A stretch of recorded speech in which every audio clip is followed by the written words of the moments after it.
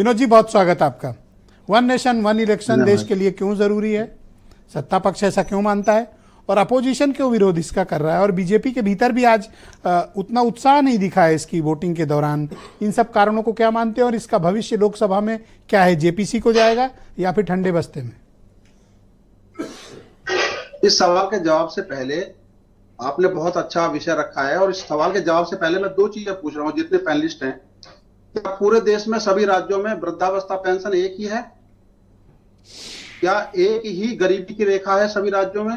उनकी अलग अलग परिभाषा क्यों है? अगर वो अलग अलग हैं तो एक देश एक चुनाव कैसे हो सकता है?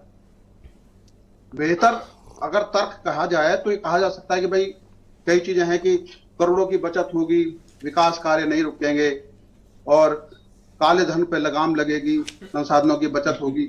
ये तर्क कहे जा सकते हैं कि ये हम इसको लागू करेंगे तो ये फायदा होगा।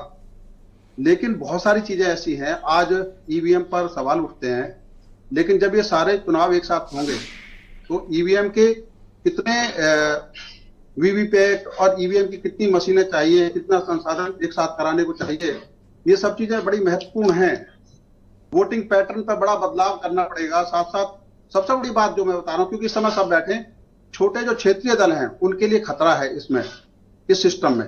कैसे? क्योंकि जो राष्ट्रीय दल हैं, कैसे हो सकता है जो भाजपा इसीलिए इस को लेके आई है कि जो राष्ट्रीय दल हैं वो हो सकता है इसके बाद में समर्थन में आ जाएं, क्योंकि राष्ट्रीय दलों को इससे फायदा होगा, लेकिन क्षेत्रीय दलों को इससे ज्यादा फायदा होने वाला नहीं है, क्योंकि एक राज्य के अलग हित हैं और कोई भी चुनाव विधानसभा का होता है वो स्थानीय मुद्दों पर लड़ा जाता है और राष्ट्रीय मुद्दों पर कम लड़ा जाता है।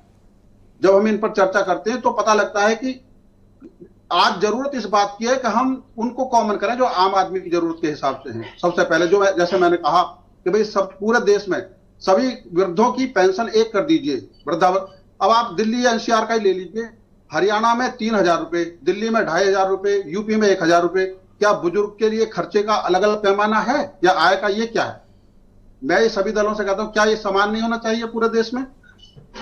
विजय जी, असल में बड़ा कल्चरली हम लोग डाइवर्स कंट्री हैं, भाषा अलग है, बोली अलग है, पोजीशनिंग अलग है। जैसे आप कर्नाटक की तुलना बिहार से नहीं कर सकते, महाराष्ट्र के आर्थिक और उनके सामाजिक जो स्ट्रक्चर है उसकी तुलना हम पश्चिम बंगाल से नहीं कर सकते।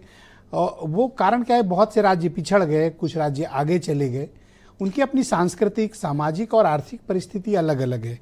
तो हम एक साथ एक बंधन में, एक नियम में पूरे देश को नहीं बांध सकते, ऐसा मेरा मत है। जी जी जी।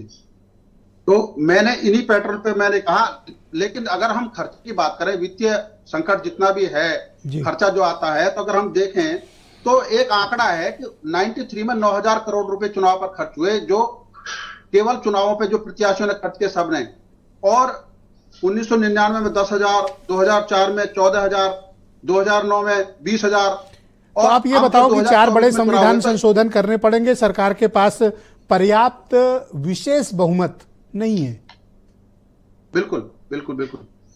ये केवल अब जेपीसी में ही जाने के लिए लाया गया है ताकि लोग इसमें उलझ जाएं। जिस तरह के मुद्दे अभी खान साहब भी कह रहे थे कि आम आदमी जिस समस्याओं से जूझ रहा है उनसे निपटने की जरूरत है, लेकिन अब जो ये मुद्दा, क्योंकि मूल मुद्दा है, उसकी वजह से ये जेपीसी में ही जाएगा, इसीलिए लाया गया है। बहुत शुक्रिया आपका वीरेंद्र सिंह।